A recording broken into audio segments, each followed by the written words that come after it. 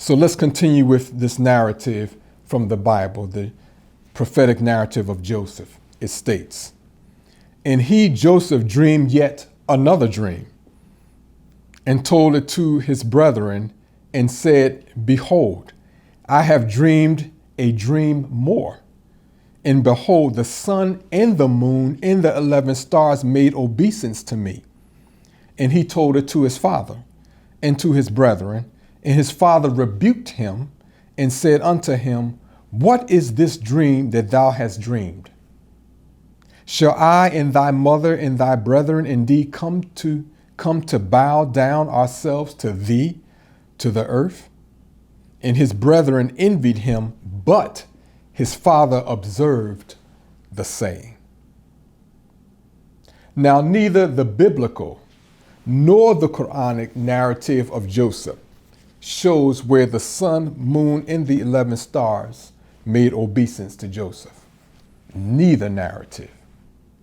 Therefore, this dream or scene applies to the advent of the Christ, whom Joseph prefigures. In other words, the rest of the Joseph narrative is transferred into the narrative of Jesus.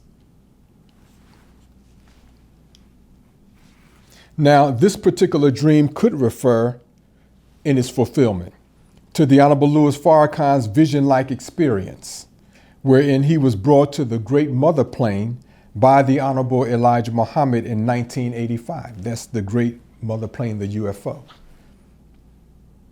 that the world knows exists, at least those who are paying attention.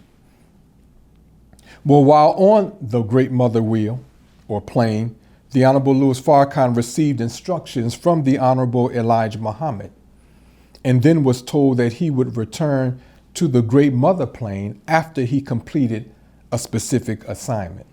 So as we covered in a previous message, according to the Gospel of John, Jesus declares that he was from God. And this is why he was doing the work that he was doing. Then he said he would return back to God after he completed finishing his Father's work. This pertains to the Honorable Louis Farrakhan's visit and imminent return to the Great Mother Plane. Now, upon his return to the Great Mother Plane, the Honorable Louis Farrakhan is to receive the new teaching to further the perfection of creation.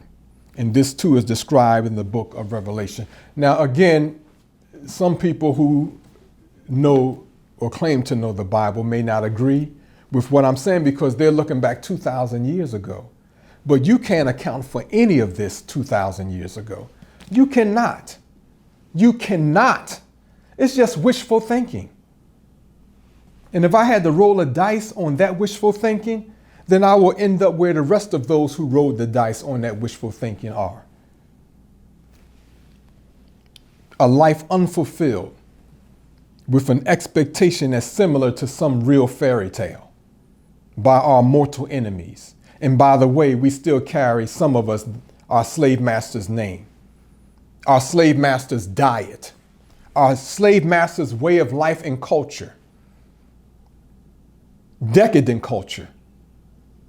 Then we go off to church, scream and shout for a few hours, claim the Holy Ghost is upon us, and then go back to our slave master's name, our slave master's diet, our slave master's decadent and filthy culture, and the self-hatred he poured upon us.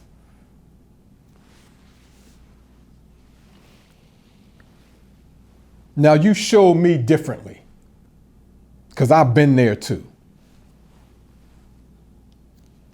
As the Honorable Elijah Muhammad used to say, don't act like I don't know what you all teach, because I used to hear it myself.